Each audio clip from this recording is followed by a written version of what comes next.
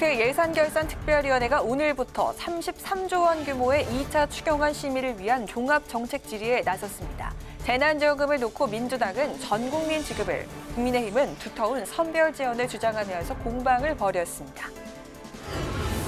민주당 이재명 대선 예비 후보는 최근 상승세인 이낙연 후보를 향해 옵티머스 사건을 꺼내면서 정면 비판했습니다. 최재형 전 감사원장은 국민의힘 권영세 대외협력위원장을 만나면서 입당 문제를 논의했습니다. 코로나19 4차 대유행 속에 국회에서도 일주일 새 현역 의원을 포함해 12명의 확진자가 나오면서 비상이 걸렸습니다. 국회는 코로나 발생 이후 처음으로 내일부터 18일까지 나흘 동안 직원 전수조사를 실시합니다. 정치 사회적 이슈를 분석해보는 뉴스앤 이슈. 오늘은 전 국민 재난지원금 지급을 둘러싼 여야의 공방과 막 오른 대선 시즌, 한층 가열되고 있는 여야 대선 주자들의 경쟁 등 정치권을 강타한 이슈를 짚어봅니다.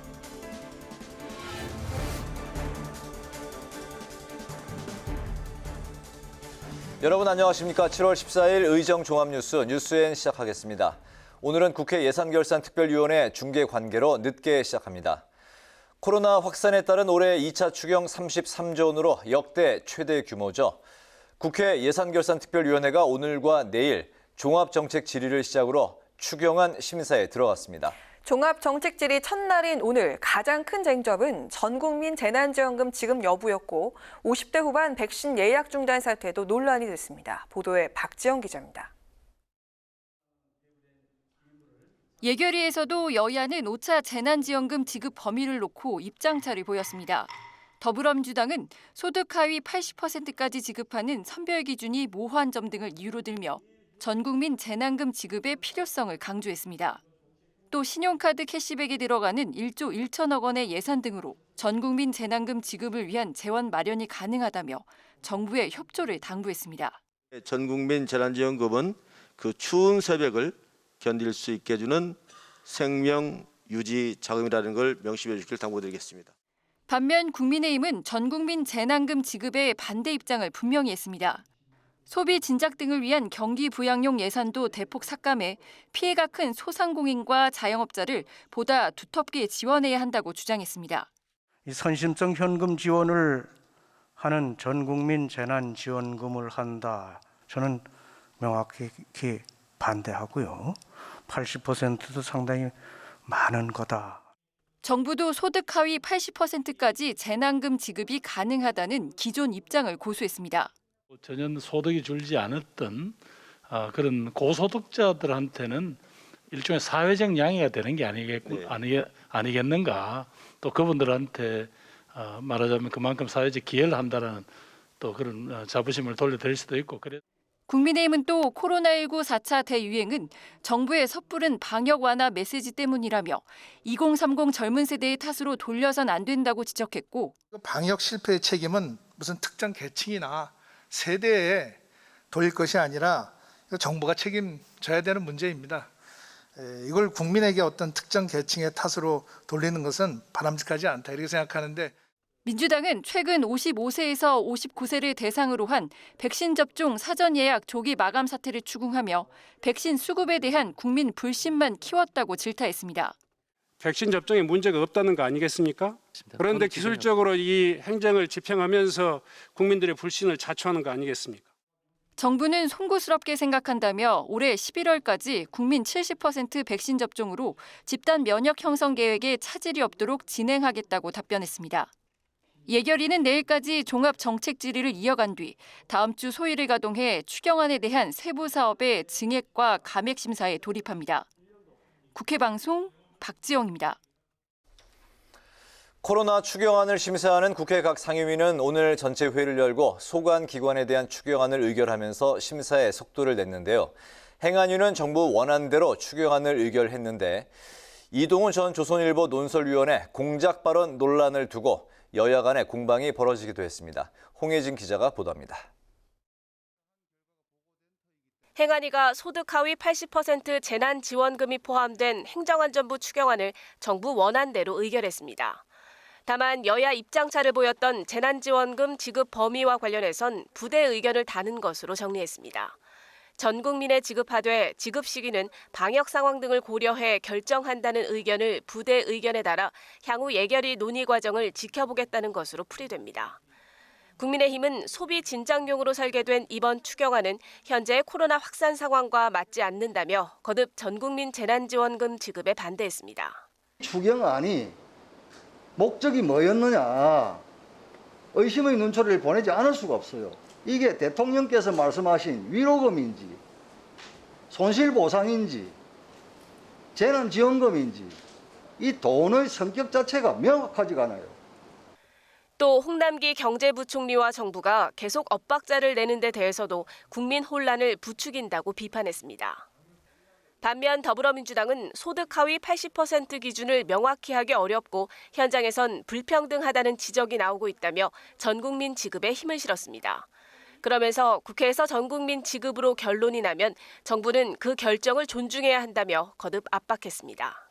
기재부가 갖고 있는 모든 것이 다가 아닌데 우리 국회의원님들이 이야기하는 것이 오히려 현실에 더 맞을 수 있다.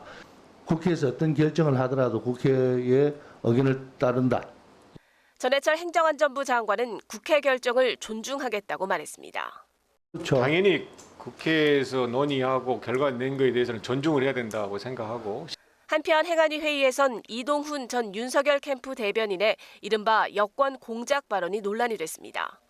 국민의힘은 윤 전 총장이 출마 선언을 한 날 이 전 대변인 사건의 구체적 내용이 언론에 공개됐고 이는 피해 사실 공표라며 경찰청장의 국회 출석을 요구했습니다. 반면 민주당은 개인 비리로 수사받고 있는 이 전 대변인이 공작을 하고 있다며 피의자의 의혹 제기를 국회에서 논의할 이유가 없다고 반박했습니다. 서영교 행안위원장은 이와 관련해 경찰청장을 출석시켜 현안 보고 등을 받을지 여부를 여야 간사가 논의한 후 결정하겠다고 밝혔습니다. 국회 방송 홍혜진입니다. 더불어민주당 대권 주자 지지율 1위를 달리고 있는 이재명 후보가 자신을 맹추격하고 있는 이낙연 후보를 향해 본인의 주변을 먼저 돌아보라며 반격에 나섰습니다. 최재형 전 감사원장은 오늘 권영세 국민의힘 대외협력위원장을 만나 국민의힘 입당 문제를 논의했습니다. 김동길 기자의 보도입니다. 그동안 말을 아꼈던 더불어민주당 대권 주자인 이재명 후보가 이낙연 후보를 직격했습니다.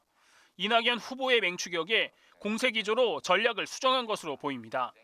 이 후보는 옵티머스 사건은 이낙연 후보의 측근이 금품 수수에 연루된 사건이라며 본인부터 되돌아봐야 한다고 비판했습니다.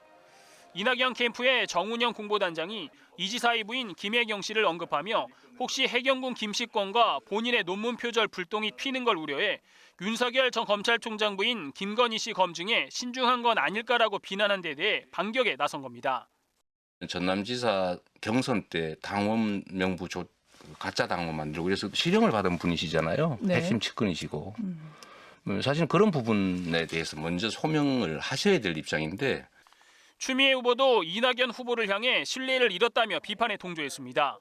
특히 이 후보가 대표 시절 당원이 줄었다고 지적하고 우아한 말로 정치가 되지 않는다며 날을 세웠습니다. 야권에서는 대권 도전을 기정사실화한 최재형 전 감사원장의 국민의힘 입당이 가시화되고 있습니다. 최 전 원장은 오늘 국민의힘 대외협력위원장인 권영세 의원을 만나 입당 문제를 논의했습니다. 한편 최 전 원장의 캠프를 총괄하고 있는 김영우 전 의원은 윤 전 총장이 최 전 원장과 단일화를 언급한 데에 대해 옛날 구태 정치라며 선을 그었습니다. 저는 지지율만 가지고 지금 단일화를 논하는 거는 옛날 구태 정치다 생각을 합니다. 네. 정도를 걸어야 된다고 봐요, 정치는. 야권의 유력 대권 주자인 윤석열 전 검찰총장은 자신의 대변인을 맡았다 중도 하차한 이동훈 전 조선일보 논설위원이 제기한 여권 공작설에 철저한 진상규명과 관련자들에 대한 엄정 처벌을 요구했습니다. 이 전 의원은 어제 경찰 조사를 마친 뒤 여권 인사가 찾아와 윤 전 총장을 배신하고 정권을 도우면 사건을 무마해주겠다는 회유를 받았다고 주장했습니다. 국회 방송 김동길입니다. 코로나19 4차 대유행에 국회도 비켜가지 못했습니다. 현역 국회의원을 포함해 확진자가 잇따르자 국회가 상주 근무자에 대한 전수검사 결정을 내렸습니다. 코로나19 발생 이후 그동안 몇 차례 국회 본관 등을 일시 폐쇄한 적은 있지만 전수검사는 이번이 처음입니다. 김세정 기자입니다. 국회 직원들과 정부 부처 관계자, 취재진 등으로 붐비던 국회가 한산합니다. 기자실이 있는 소통관 일부 장소는 임시 폐쇄됐습니다. 여의도 인근에서 확진자가 무더기로 발생하는 데다 국회에서도 현역 의원을 포함해 최근 일주일 사이 12명이 넘는 확진자가 나온 상황. 국회는 코로나19 감염 조기 차단을 위해 내일부터 오는 18일까지 모든 상주 근무자를 대상으로 선별검사를 실시하기로 했습니다.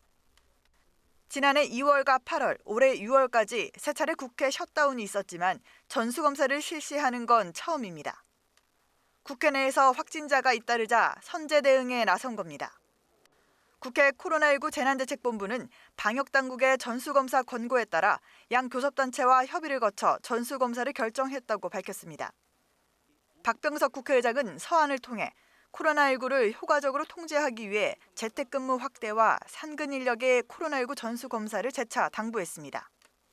7월 임시국회에서 추경안 심사 등 다수의 현안이 진행되는 만큼 차질 없는 국회 운영을 위한 조치입니다. 국회는 원활한 선별검사 진행을 위해 내일과 모레 이틀간 국회 내 6개 임시 선별검사소를 설치합니다. 국회는 또 선별검사소 운영 기간 동안 신현영, 이용빈, 서정숙, 최연숙 의원이 직접 검체 채취 등 자원봉사에 나선다고 밝혔습니다. 최근 격상된 수도권 사회적 거리두기 단계에 맞춰 국회도 4단계 방역 대책을 적용하고 있습니다. 국회 내 근무자 3분의 1 이상 재택근무가 기존 권고에서 의무화로 상향됐고 외부인의 국회 내 청사 출입도 전면 제한됐습니다. 다만 국회 본회의와 상임위원회 등 의사 일정은 정상적으로 진행되고 법안과 예산 처리를 위한 회의도 개최가 허용됩니다. 국회 방송 김세정입니다. 지난달 26일 서울대 청소 노동자가 대학 기숙사 청소 노동자 휴게실에서 숨진 채 발견된 일이 있었죠. 사인은 급성 심근경색 파열이었습니다. 서울대의 진상규명조사가 자체 인권센터에서 이뤄져 공정성 논란이 제기됐었는데 안경덕 노동부 장관은 서울대에 필요한 조치를 하겠다고 밝혔습니다. 김동희 기자가 전합니다. 회의에서는 서울대가 학교 안에서 발생한 사망 사고를 고용노동부에 즉시 신고하지 않고 교내 인권센터에서 자체적으로 산재가 아니라고 판단한 게 논란이 됐습니다. 사업주에게 사망 사고 신고 의무를 부여해야 하는 것이 아니냐는 지적이 나왔고 안경덕 고용노동부 장관은 보고는 즉시 해야 한다면서도 원인을 따져봐야 한다는 입장을 보였습니다. 개인 질병인지 아니면 업무로 인한 질병인지 서울대학교 청소노동자 사망사고의 경우에도 이런 부분들이 명확하지 않아서 보고를 하지 않은 것으로 저희들은 알고 있습니다. 가장 무거운 책임이 있을 수 있는 사업주가 스스로 사건을 조사하는 것은 적절치 않다는 지적도 나왔습니다. 사업장 내에서 사망사고가 발생했고 또 산재 여부가 다투어질 수밖에 없는 상황에서 이를 자의적으로 산재가 아닌 것으로 판단하고 신고하지 않은 부분은 산재 은폐로도 보여질 수 있거든요. 이어진 질의에 안 장관은 이번 서울대 청소노동자 사망 사건이 직장 내 괴롭힘과 관련이 있다고 보고 필요한 조치를 서울대 측에 통보할 것이라며 그래도 개선이 안 되면 특별 감독을 검토하겠다고 밝혔습니다. 이건 진짜 직장 갑질이다라고 할 내용들이에요. 시험을 보는데 시험에서 이게 이 건물이 몇 년도에 지어졌는지 그다음에 건물명을 영어하고 한자로 쓰라고 해요. 직업을 수행하고 있는 데서 이게 어떤 필요가 있는 건지 모르는데 일부 통상적인 업무를 벗어난 이런 부분들은 직장 내 괴롭힘이라고 보고 있고요. 저희들 조사를 토대로 해서 개선 조치를 마련토록 하겠다는 말씀을 드립니다. 이어진 공청회에서는 특수형태 근로종사자와 플랫폼 종사자 보호법을 놓고 노사 모두 비판적인 입장을 보였습니다. 노동계는 노동법의 보호를 받아야 할 플랫폼 노동자에게 별도로 법률 적용을 받게 해 노동 기본권을 박탈하고 있다며 반대했고 경영계는 서면 계약 의무 등 온라인 시대에 뒤떨어진 규제가 많다며 맞섰습니다. 국회 방송 김동희입니다. 더불어민주당 당론으로 발의된 종합부동산세 상위 2% 과세안이 국회 기획재정위원회 조세 소위에 상정됐지만 여야 공방 속에 논의가 중단됐습니다.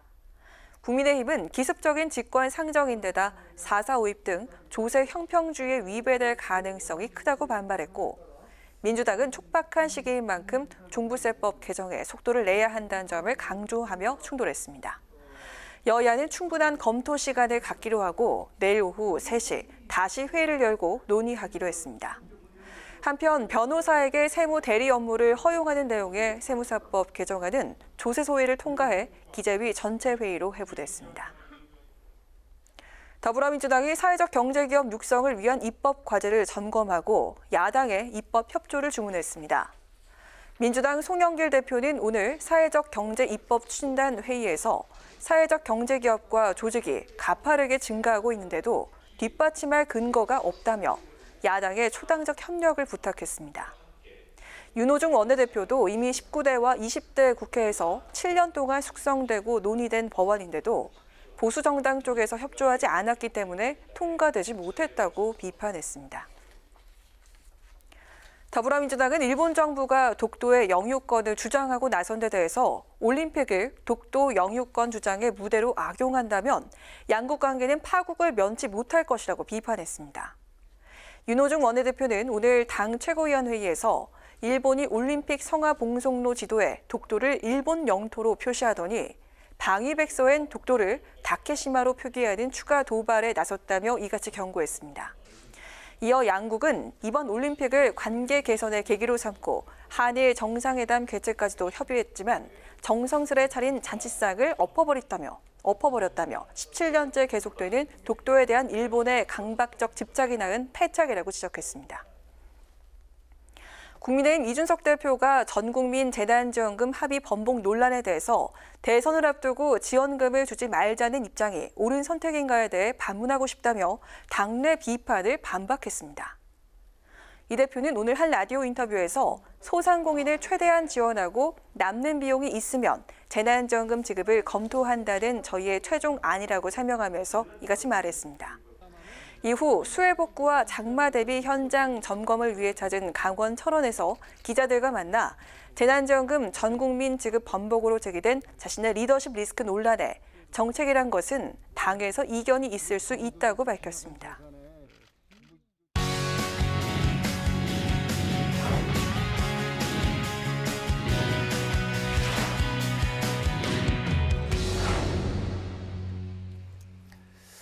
네, 오늘 이슈 분석 장정현 기자와 함께합니다. 장 기자, 어서 오세요. 안녕하세요. 네, 최근 그 여론조사들을 보면은 윤석열 전 검찰총장의 하락세가 뚜렷하다 이런 이야기들이 이제 나오고 있는데, 이제 대통령 선거 가상 양자 대결에서 이재명 지사에게 이제 오차 범위 바깥에서 오차 범위를 벗어난 상태로 이제 뒤진다는 결과도 있었고, 또 이낙연 후보에게도 뒤진다는 그런 또 조사 결과도 나왔네요. 네, 최근 대선 관련 여론조사에서 윤석열 전 총장의 지지율 하락세를 면치 못하고 있다, 이렇게 해석되는 결과들이 잇따라 나오고 있습니다.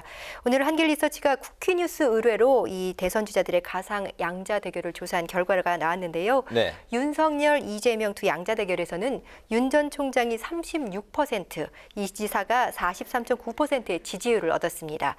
두 사람의 격차는 7.9%포인트 오차 범위를 벗어난 수치였는데요. 윤 전 총장은 이낙연 전 대표와의 가상 양자 대결에서도 격차가 5%포인트밖에 나지 않았습니다. 오차 범위 내 접전 양상으로 보입니다. 네.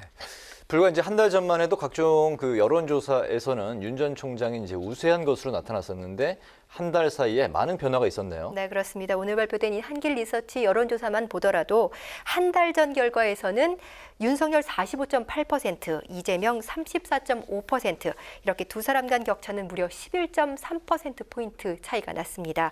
한 달 새 양자 구도에서 이 윤 전 총장은 지지율이 10% 가까이 떨어진 반면에 이 지사는 10%포인트 이상 오른 겁니다. 네. 또 다른 여론조사에서도 이 지지율 격차가 이렇게까지 차이 나지는 않지만 역시 역시 윤 전 총장의 지지율 하락세가 눈에 띕니다. 이번 주 윈지코리아 컨설팅이 아시아경제 의뢰로 조사한 여론조사인데요. 윤석열, 이재명 이 양자 대결에서 윤 전 총장은 42.2%, 이 지사는 41.5%, 그 격차가 불과 0.7%포인트에 불과했거든요. 6월 4주차 때 두 사람 간 격차가 8.2%포인트가 났는데 결국 윤 전 총장은 떨어졌고 이 지사가 상승하면서 격차가 바짝 좁혀진 것으로 나타났습니다. 이번 윈지코리아 컨설팅 여론조사에서는 윤석열과 이낙연 두 주자의 가상 양자 대결 결과도 눈에 띄는데요. 여기서는 이낙연 전 대표가 앞섰습니다. 물론 오차범위 내에서지만요. 윈지코리아 컨설팅 여론조사에서 이낙연 전 대표가 윤 전 총장을 이긴 건 처음이었습니다. 네.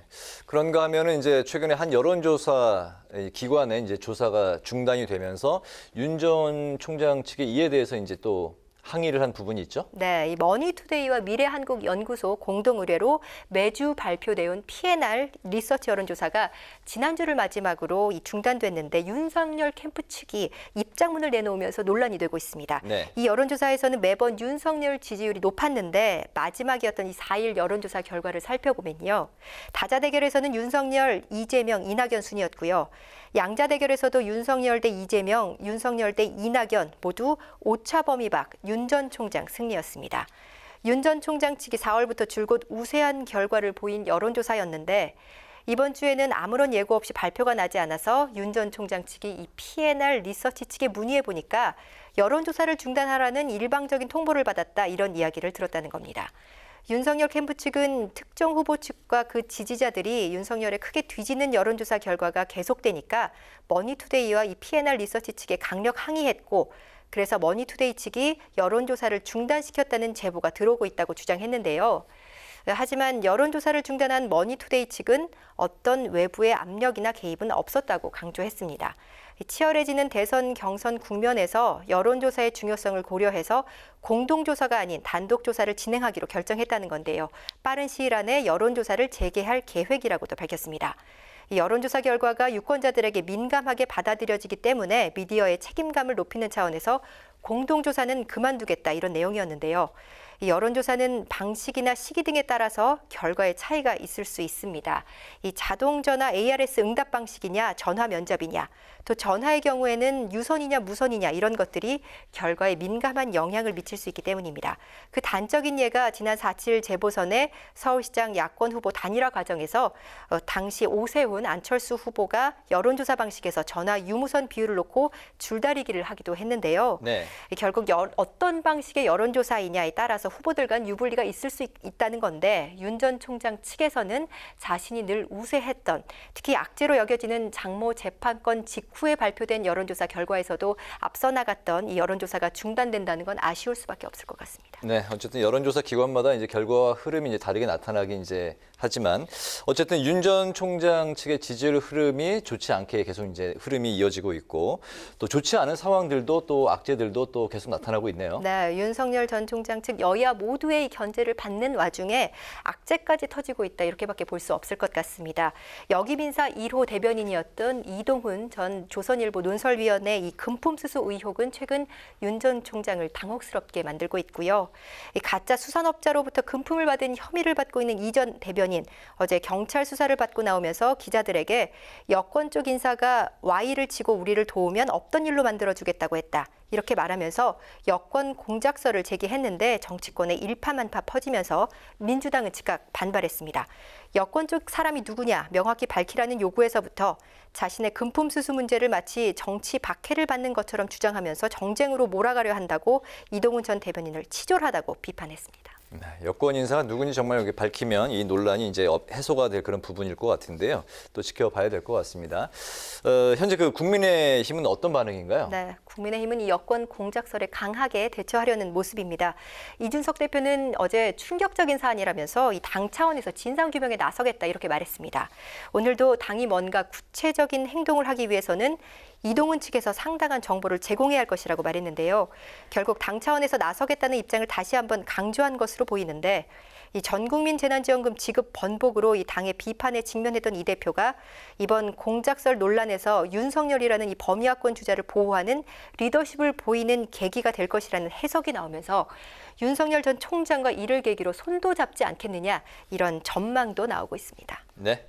오늘 그 이슈 분석에서는 윤석열 지지율 하락세, 그리고 여론조사 기관의 조사 중단과 외압 논란, 이동훈 여권 공작설 파문까지 살펴봤습니다. 장조영 기자 수고했습니다.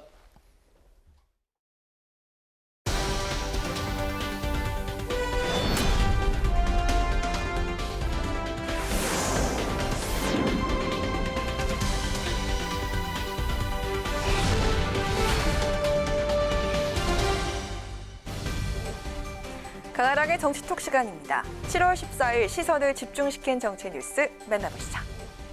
오늘의 첫 번째 정치톡은 대승적 협조대 책임자 문책입니다.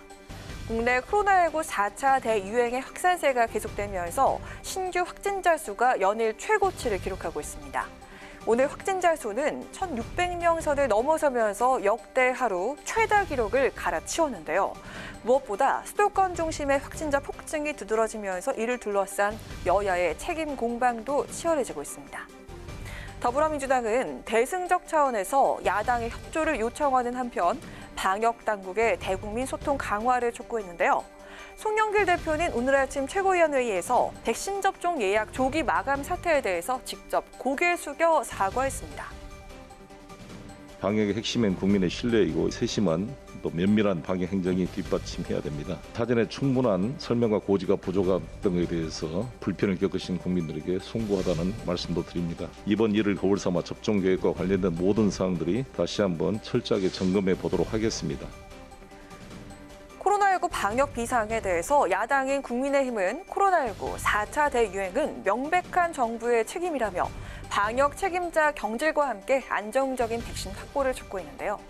국민의힘 홍준표 의원은 페이스북을 통해서 백신 공급 부족으로 방역에 치명적 실수를 범했으면 질병관리청장은 당장 책임지고 사퇴하고 총리나 대통령이 대국민 사과라도 해야 한다라고 비판하면서 차라리 전 국민에게 재난지원금을 퍼줄 돈으로 웃돈이라도 주고 양질의 백신을 사올 생각을 했어야 한다라고 지적을 했습니다.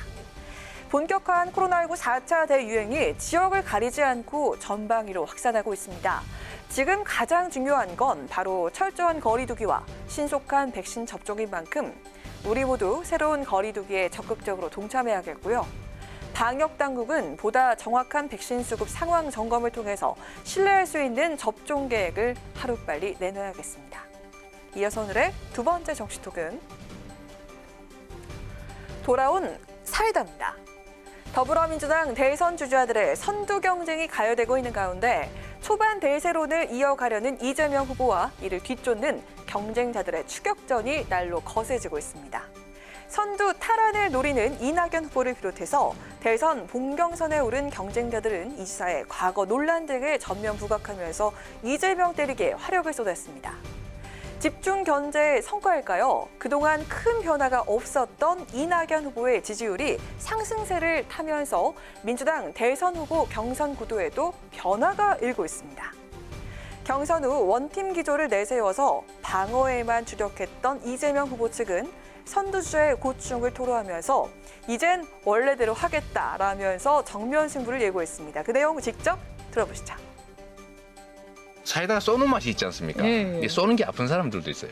우리 식구들이니까 또 결국 본선에서 단합해야 될 하나의 팀원들이니까 오늘 제가 최대치로 좀 인내했는데 주먹으로 맞는 건 다 단련이 돼 있는데 갑자기 발로 차니까 알겠습니다. 원래로 되도록 가야 될 것 같습니다. 쏘는 맛은 조금 줄여서. 알겠습니다. 이재명 후보, 최근 여론조사에서 여권 대선 주자 지지율 1위 자리를 위협받자 더는 추격을 허용해선 안 된다는 위기감을 느낀 것으로 보입니다. 사실 우리 캠프나 지지층들은 어대명인데 뭐 하면서 방심한 측면이 조금 있는 것 같다고 인정하면서 캠프 내부적으로는 방심 금지령을 내렸고요. 그러면서 사이다라는 별명에 걸맞은 자신만의 스타일로 당내 경선에 임하겠다고 덧붙였습니다. 민주당 대선 본경선 2달간의 치열한 대결을 예고하고 있습니다. 당내 경선판이 1강 구도에서 2강 구도로 재편될지 관심이 모아지고 있는 지금 방어 모드에서 공격 태세로 전환한 이재명 후보. 경쟁자들의 추격을 따돌리고 1위 자리를 굳건히 지켜나갈 수 있을까요? 지금까지 강하락의 적시속이었습니다.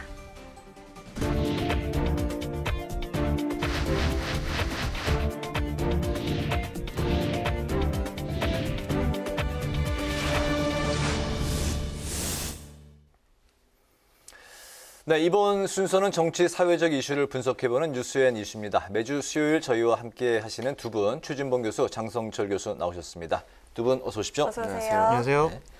송영길, 이준석 두 여야 대표의 만찬 회동 후에 전국민 재난지원금 지급 합의 뉴스가 이제 보도가 되고 다시 100분 만에 이 합의 내용이 이제 뒤집혔는데 이준석 이제 대표는 조건부 이제 합의였다 이렇게 이제 해명을 했지만 논란이 지금 가라앉지 않고 있습니다.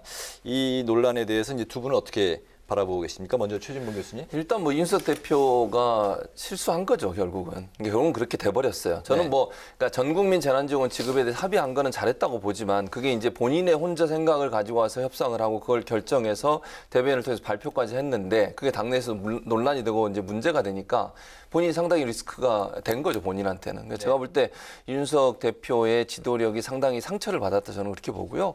앞으로도 이런 문제 때문에 이준석 대표가 계속 견제를 받을 가능성이 있다고 저는 봅니다. 뭐 야권에 지금 대선 후보로 나온 분들도 그렇고 중진들 원내대표를 포함해서 최고위원들까지 이제 공격을 하잖아요. 그리고 뭐 윤희숙 의원 같은 경우에 제왕적 대표를 뽑은 게 아니다 이렇게까지 아주 직격탄을 날렸거든요. 네. 그 말은 이준석 대표의 그런 지금의 행보에 대해 상당히 견제가 들어오고 있다고 저는 봅니다. 이게 하나의 그 사건에 멈추는 것이 아니라 이준석 대표가 계속 뭐 통일부, 여가부 폐지 문제도 얘기를 했었고 이런 얘기들이 결국 당내에서 지지를 받지 못하고 있는 게 아닌가 이런 이제 모습을 보여줘서 좀 안타깝다는 생각이 들고 앞으로 이준석 대표가 이 부분에서 어떻게 할지가 이제 걱정이 되는 부분이 있는데 사실 또 오늘 여러 언론에 나와서 본인이 인터뷰를 했어요. 근데 인터뷰한 내용을 보면 본인을 이제 공격했던 대선 후보들을 향해서 또 공격을 했어요, 본인이. 그러니까 본인은 전략적으로 한 얘기인데 그걸 가지고 이렇게 대표한테 공격하는 게 바람직하냐 이런 식의 뉘앙스로 또 발언을 한 게 있더라고요. 그래서 이 문제가 그냥 한 번의 일로 끝날 수 있을까 아니면 이게 자칫 잘못하다가는 대표와 또는 최고위원들 또는 언젠가 이준석 대표가 본인의 그 평소 스타일대로 방송에서 하듯이 본인의 또 주장을 강하게 해서 당내 분란이나 갈등으로 가지 않을까 하는 우려도 있다 이렇게 생각을 합니다. 네. 실수죠. 이런 것은 실수를 했으면은요. 내가 조금 좀 실수했다. 죄송하다. 그렇게 넘어가는 게 맞지. 내가 뭘 실수했어?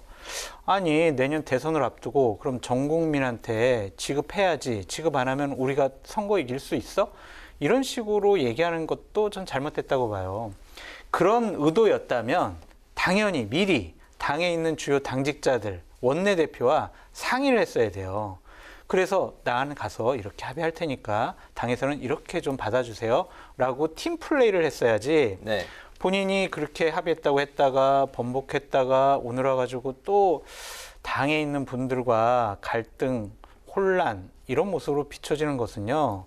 당대표로서의 역할이 전 아니라고 봅니다. 본인이 너무 강한 본인의 주장을 소신을 얘기하고 있어요. 당대표라는 자리는요.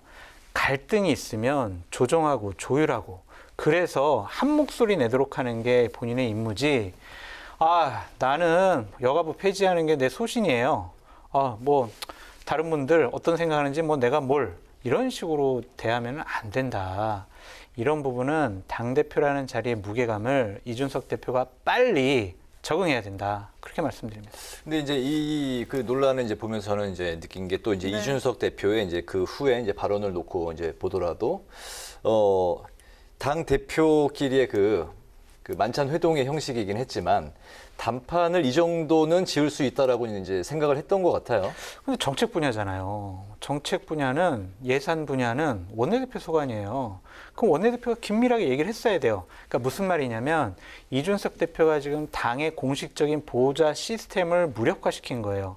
제가 이제 당대표 보좌관을 할 때 영수회담이라든지 당대표끼리 회의를 할 때 두 가지 파트에서 준비를 해드려요. 하나는 당대표 비서실장 휘하에 전략기획위원장, 수석 대변인 이런 당직자들과 함께 여러 가지 현안 아이템에 대해서 당의 공식적인 입장에 대해서 다 이렇게 적어드려요. 숙지를 하고 그걸 갖고 원내대표단, 주요 당직자들하고 그것을 어떻게 우리가 풀어나가야 될지 이중 체크를 해가지고 공식적인 입장을 갖고 나가요. 네. 근데 이번에 이런 흔적이 안 보여요. 그냥 내 송영길 대표랑 내가 회담하니까 내가 알아서 그냥 갈게요. 이런 수준이었거든요. 그러니까 이런 사고가 나잖아요.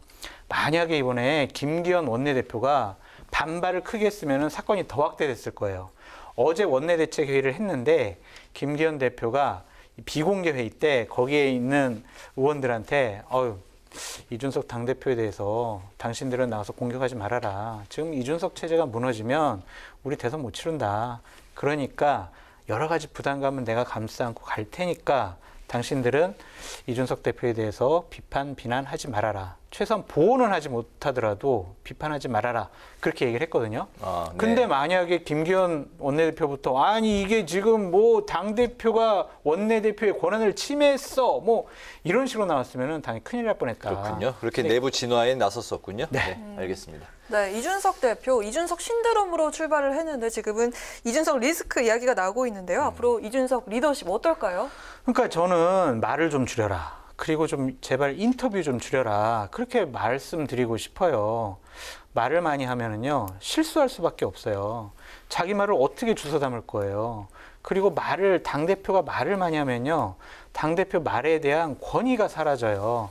모든 현안에 대해서 원내대표가 해야 될 얘기도, 대변인이 해야 될 얘기도, 전략기획위원장이 해야 될 얘기도 본인이 다 언론에 나와서 얘기해버리면 다른 분들은 그냥 꼭두각시거든요.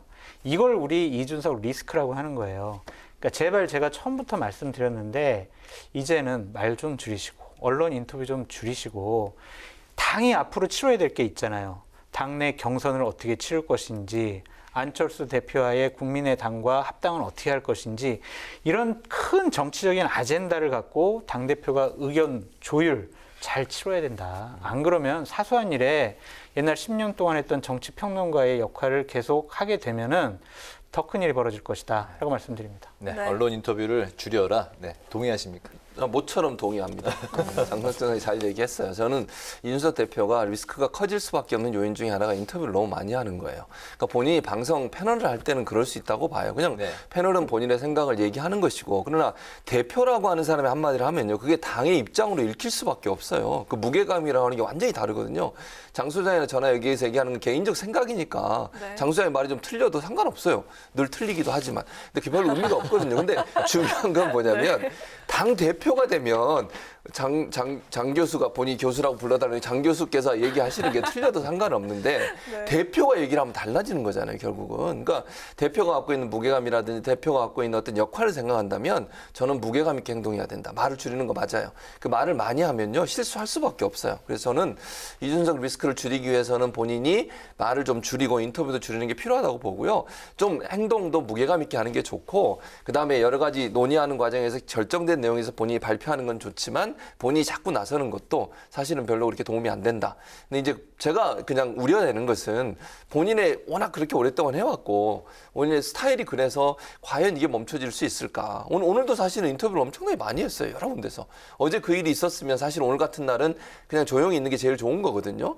그런데 오늘 또 나와서 본인의 입장을 얘기하면서 갈등이 완전히 해결 안 됐구나, 이런 뉘앙스가 또 비춰지니까 리스크가 더 있는 거 아니냐, 이런 논란이 있어서 좀 안타깝다는 생각이 듭니다. 네, 조금 이제 사담이긴 하지만 두 분이 요새 그 방송 출연이 가장 많은 그 패널이시잖아요.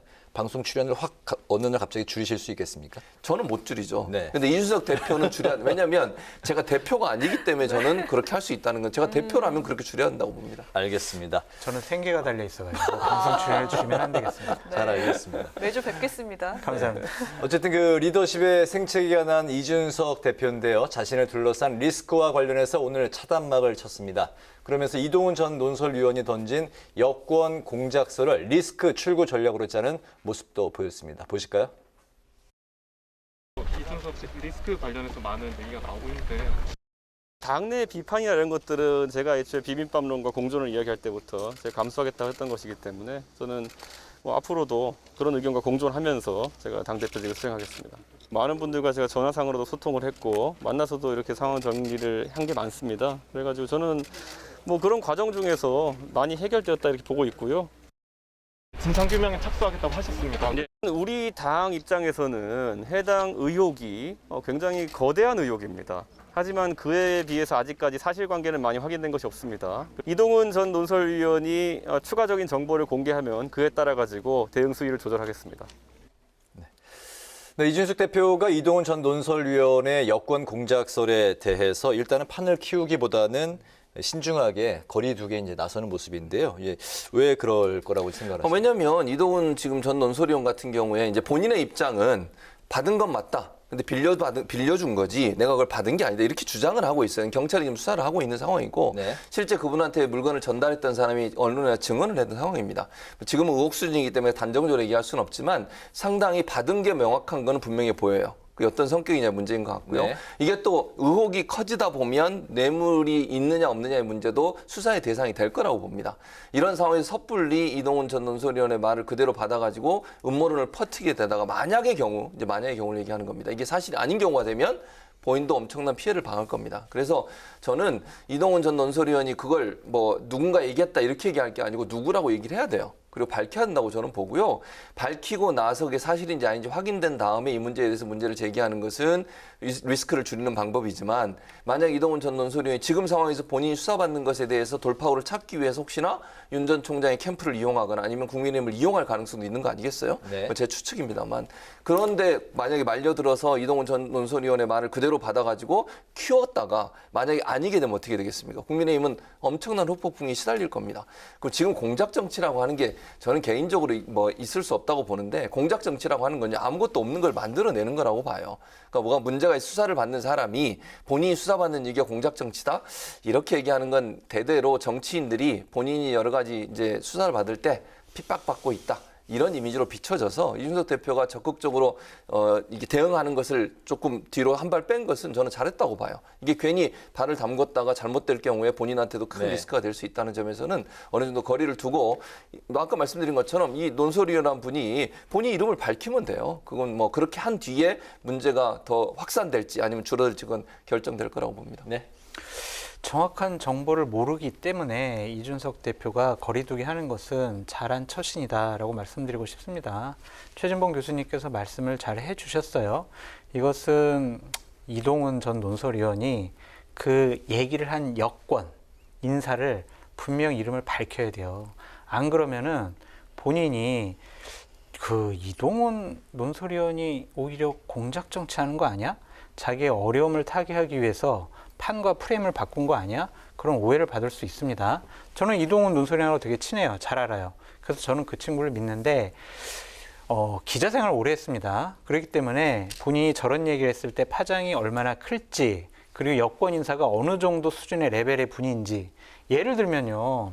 여권 인사라고 했는데 그냥 최진봉 교수님도 여권 인사라고 치고 최진봉 교수님이 가가지고 경찰들하고 조율을 했으니까 Y를 칩시다. 이렇게 얘기한들 뭔 파장이 있겠습니까?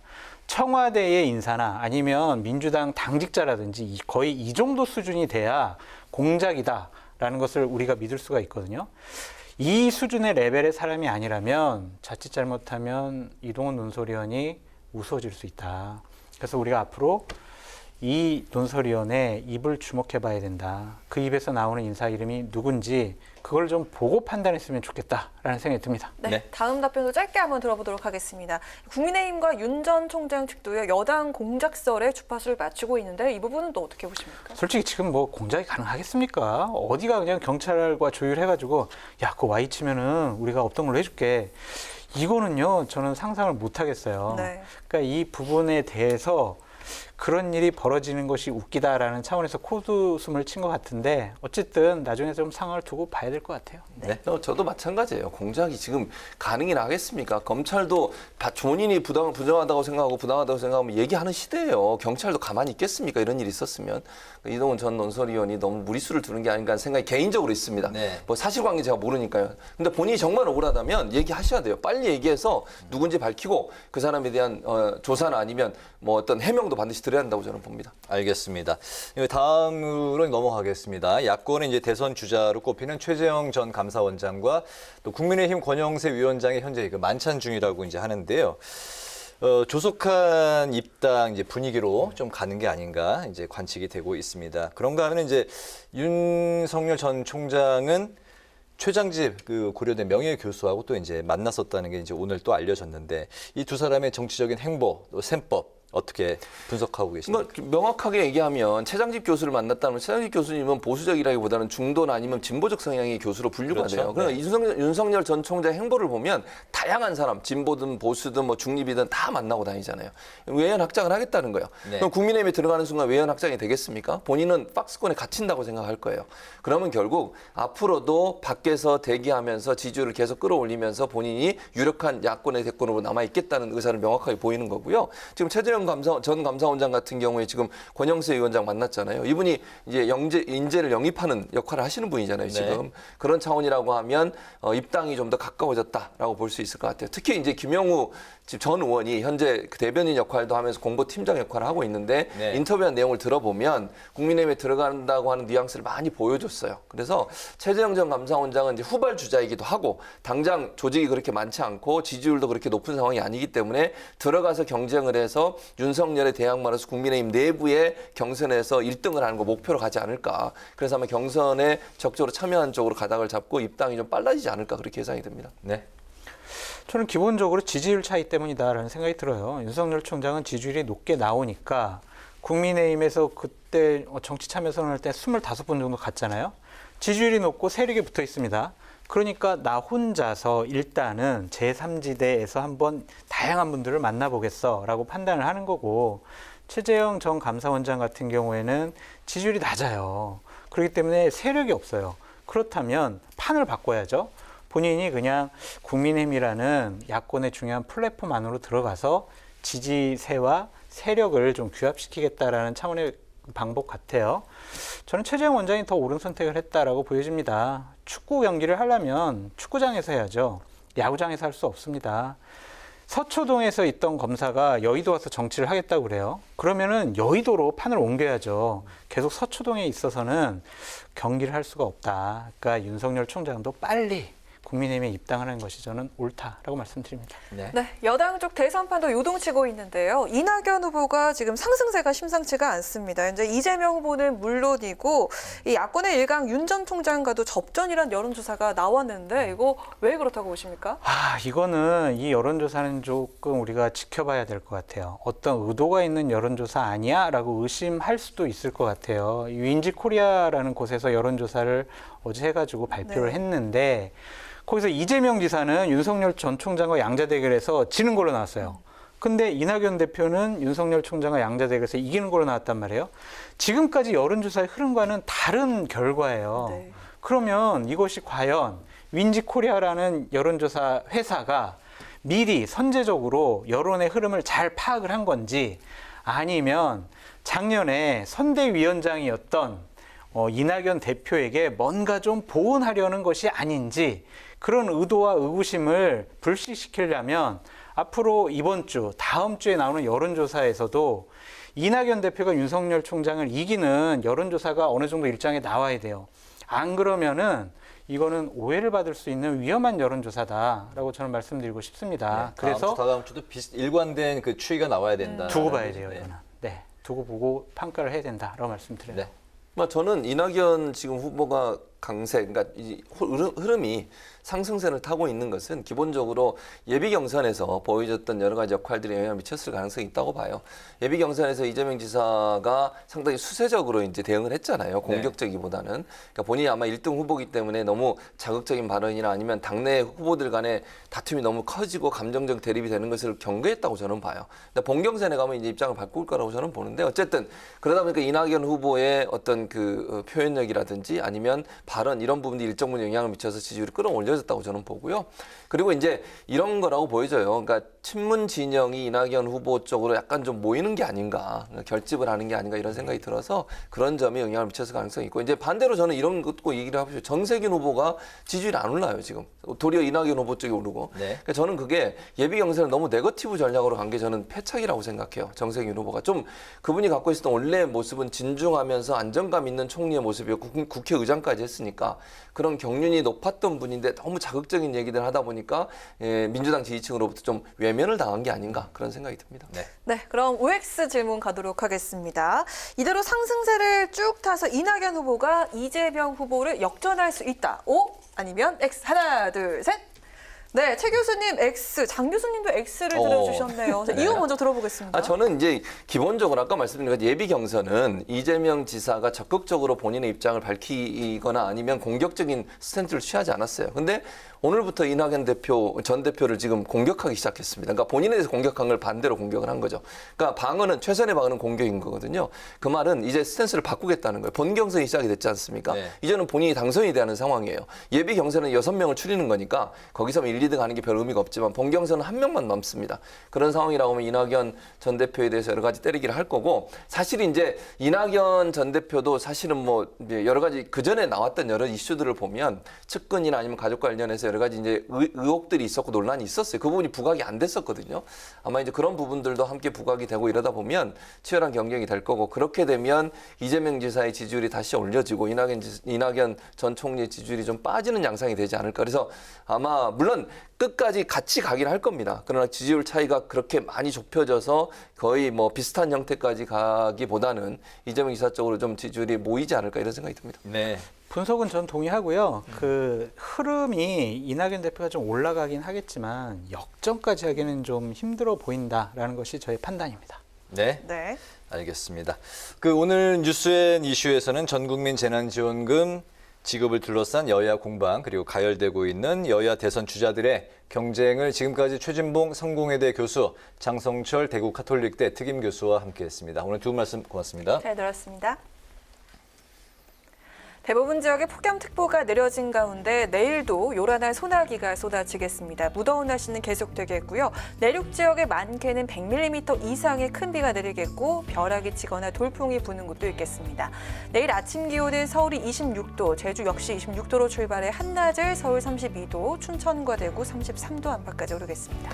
네, 오늘 뉴스에는 여기까지입니다. 국민의 국회를 위해서 내일도 뉴스N이 함께하겠습니다. 시청해주신 여러분 고맙습니다.